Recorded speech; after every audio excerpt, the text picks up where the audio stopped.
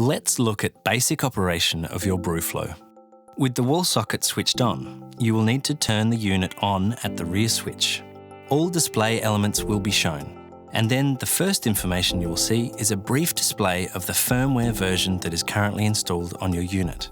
Your BrewFlo will then either enter standby mode or power on, depending on the mode it was in when it powered off. If your BrewFlo is in standby mode, then press the power button on the control panel. This will light up the LCD display with an orange backlight. Your BrewFlo is now switched on and ready to use. The settings button is used to toggle between temperature and pressure settings. The arrow buttons are used for adjusting these settings. To set the temperature, first check the temperature setting is displayed. Using the up and down arrows, adjust the temperature to your preference. As a guide, at a bar, most beers will be served at 4 or 5 degrees Celsius or 39 to 41 degrees Fahrenheit. However, some ales and stouts are best enjoyed at a higher temperature.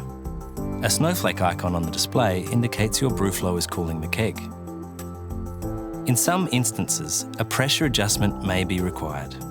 For more information on this, watch the BrewFlo, FloCon and pressure adjustment video. The LCD display also features a beer level indicator, which gives an estimate of the volume of beer left in the keg to the nearest quarter. The drain button at the lower front of the unit is for draining condensation that can build up around the keg during operation into the drip tray. To drain, simply press and hold in the button. Note that in humid conditions, condensation build-up under the unit is normal. You can now enjoy using your BrewFlo. For more details, watch the other videos in the BrewFlo series.